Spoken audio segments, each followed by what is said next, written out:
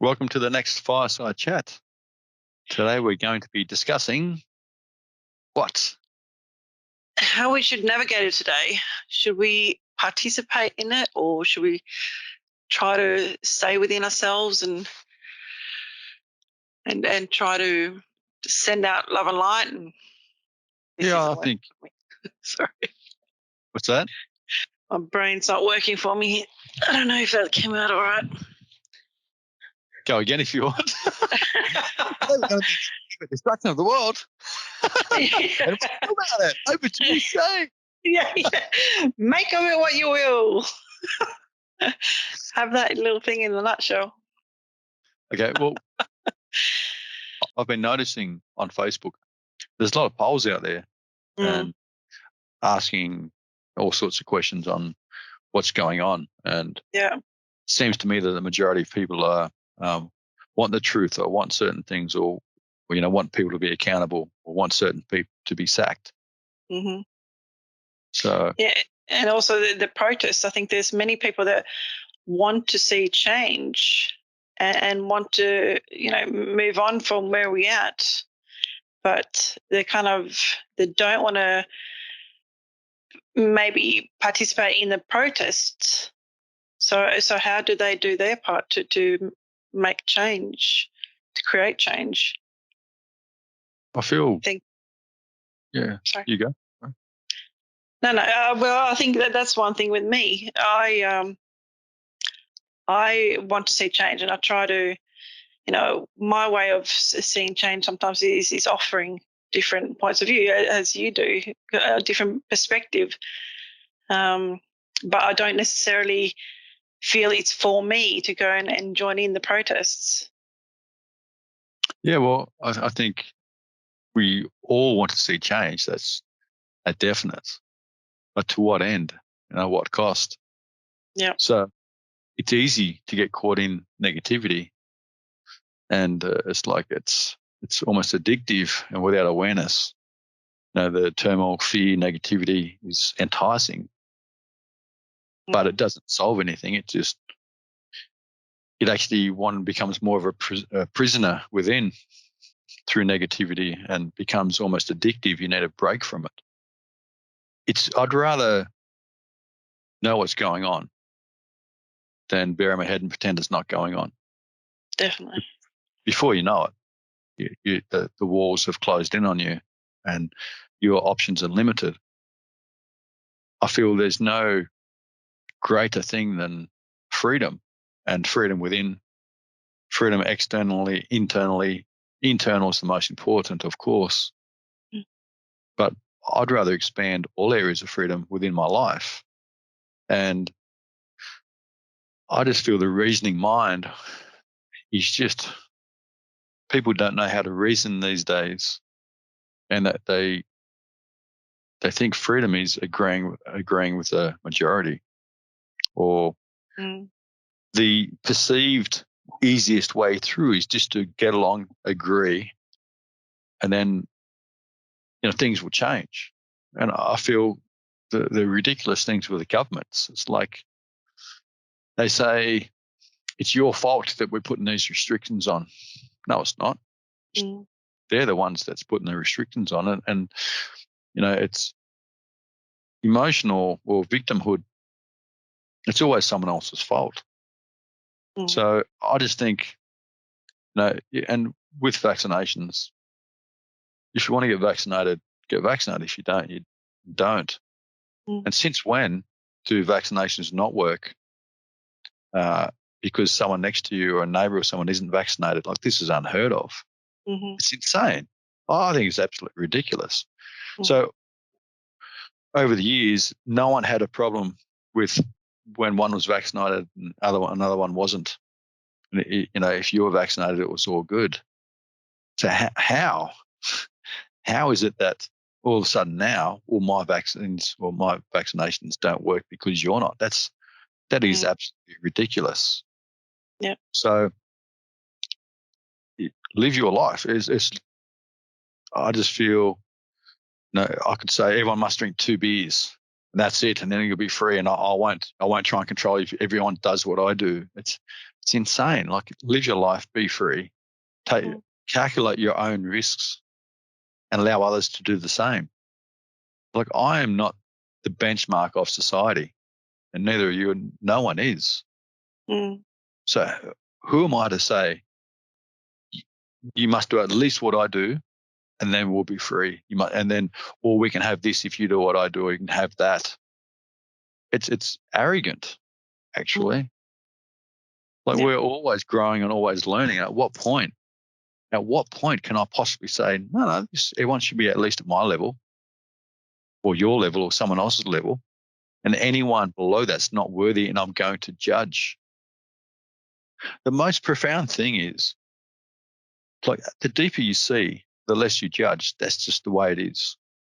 And one might say, well, how is that possible? Well, I know for myself, going on the spiritual journey and seeking for most of my life and suffering for many years, and gone. No. Was not expecting.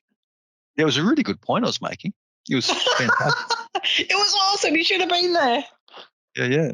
The thing is, with being on the journey, is that you start understanding, and having a guru and going and spending time and being as close to the guru as I could, and spending as much time as I could in the presence of great beings. The key thing is that you realize it's profound. Someone seeking on the journey that's spending a lot of time and all their energy into discovering truth goes through immense suffering. And even becoming more aware, I wanted more, and I became more aware of my suffering, and things stood out, and it felt, at times it feels like one thing after the next.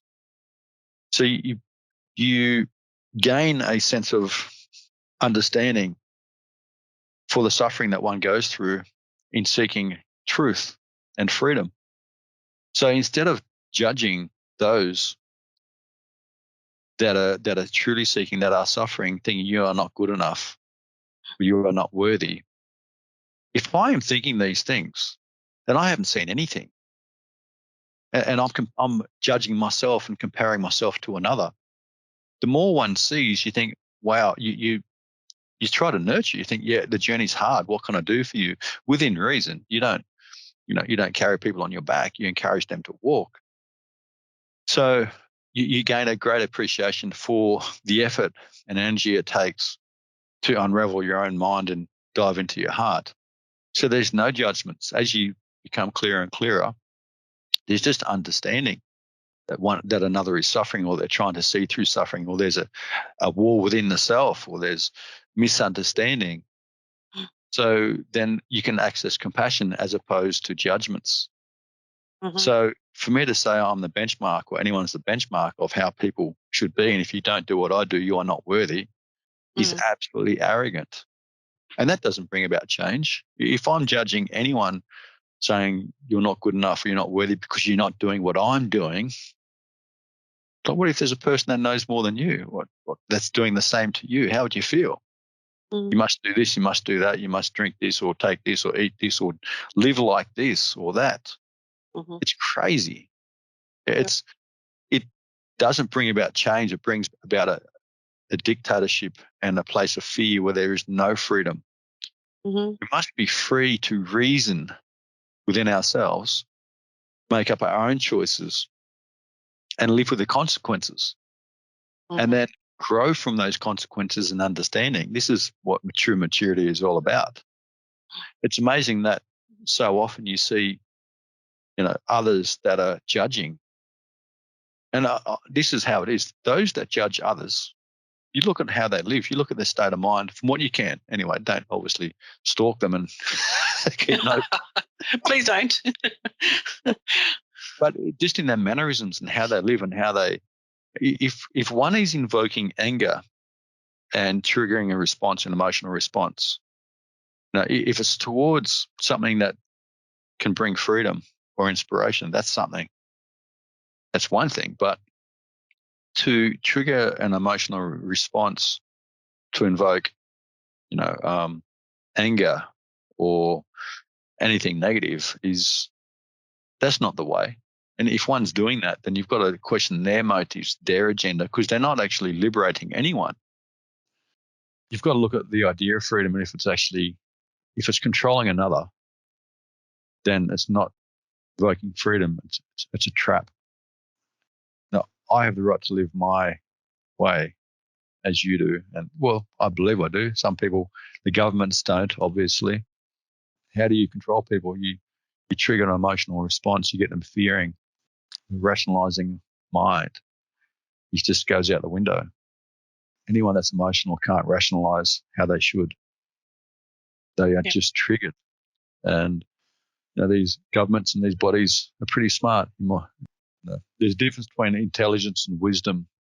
And they're intelligence, not wise, because they don't invoke, they don't empower, they control. And I don't agree with it. I think people have a right to choose. And I've got friends that are vaccinated, I've got friends that aren't. And there is no difference between my connection with them now to what there was before. They have a right to choose. And I've had friends say to me, in the past, you're not going to like this. I've had people vent to me within their relationships. And they've been, it's been, some things have come out pretty harsh, and they've said to me in the past, this is over the years, I'm pretty old now.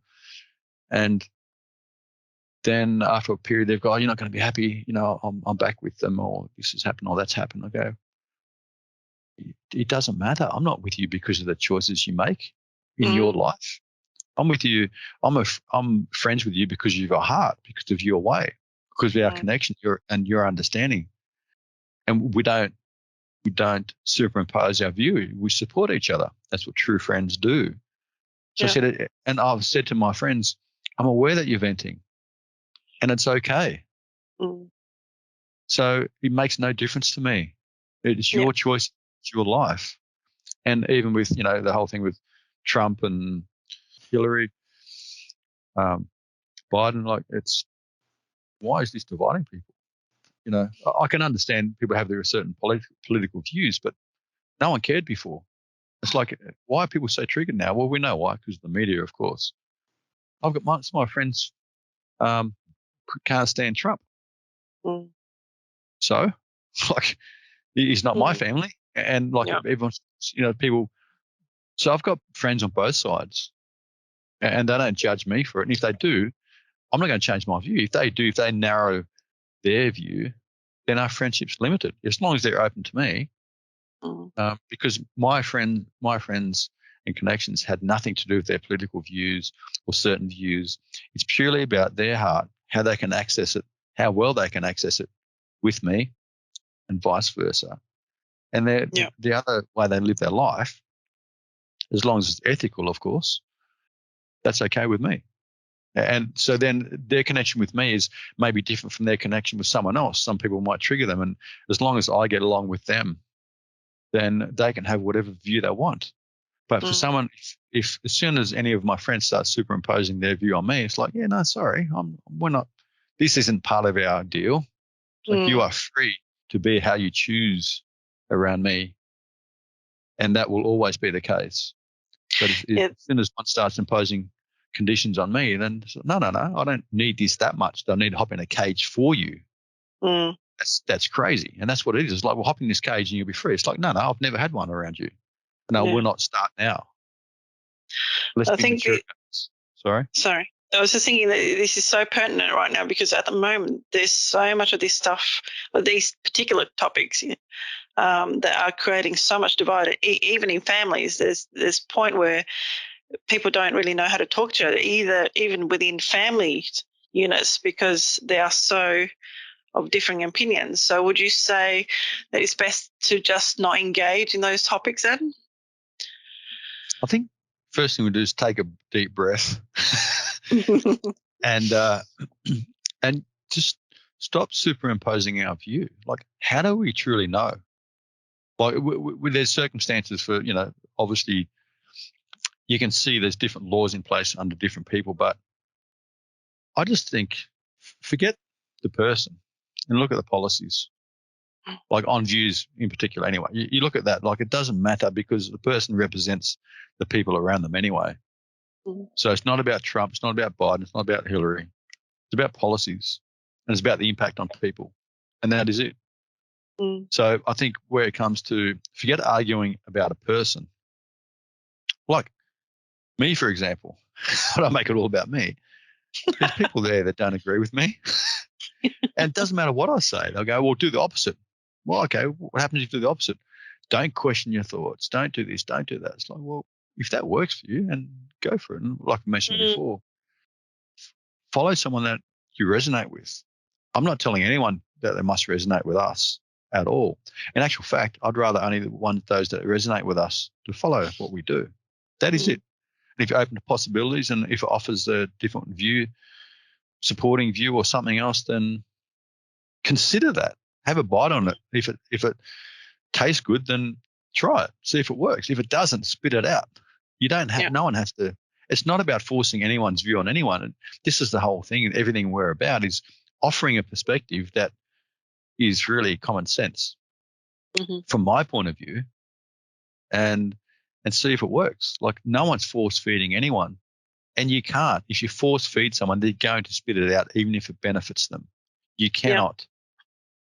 Even with children, you offer understanding, and other people say, I've had friends say to me, I've said to my kids, it's happiness is a choice. You have to learn to be happy. Yeah. Like, which means when you're not happy, you have a choice to try and overcome and let it go. And other people say, it's they're not going to understand that. And I've said, I'm planting seeds. I said, because one day they'll hear it and they'll go, oh, yeah, it's been said over a period. I'm not going to be quizzed on it. What did I say? What does that mean? You're planting seeds, So, and we all have the right to plant seeds and offer something, but we don't have a right to force feed anyone anything. Yeah. And it can only really be digested if it's offered freely.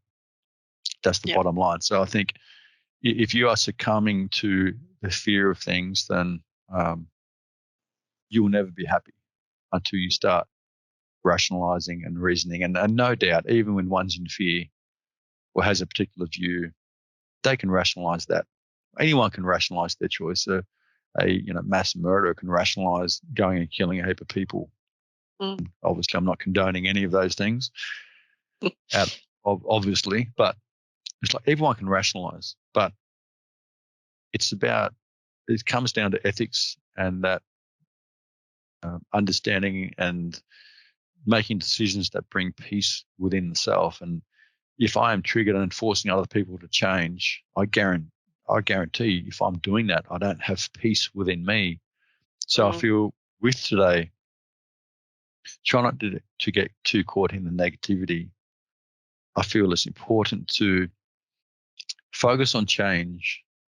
And this is a key thing with regard to healing and attitudes. It's about not blocking anything. It's about transforming everything.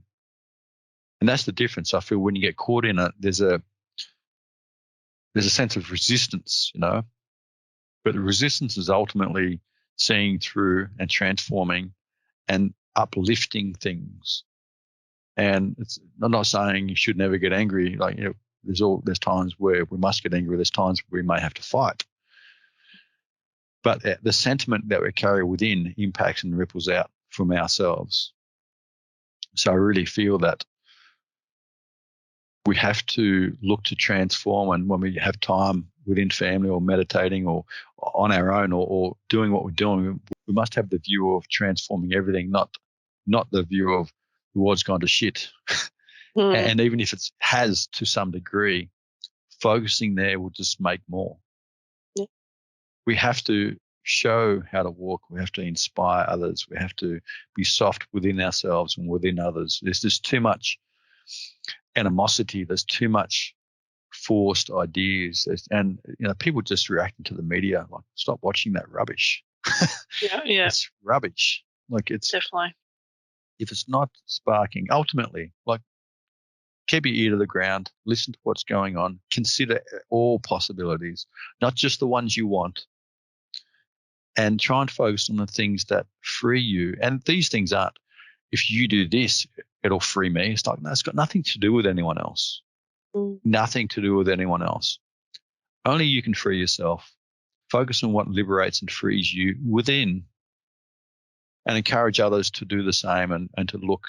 And I cannot force or change another's view. Only they can change their own.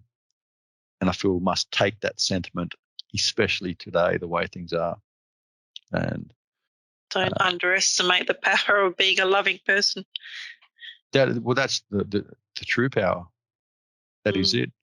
And I just think, look at media. They talk about that COVID every day. It's like, I'm sick of hearing it. Sick of it. It's just, what's the point? Much. Yeah. Well, yeah, it's just fear upon fear upon fear. Just let it go. Like, you can, how many times, how often, like, you hear about things like this where people learn about illnesses, or that they read a book or something if they're studying to go to medical school or so, and they start getting the ailments of a certain disease because they're reading about it. It's like we start talking about nits, all of a sudden your head starts getting itchy. Yeah. It's amazing, the power of the mind. And we forget how powerful it is, and how simply we can just start thinking of things and feeling what we're thinking. So, and this is just reading a book, but to be bombarded every day, it's like going into our psyche, and then it's just fear. And if you're going to get something, you're going to get it. And I just feel that you do have some choice here.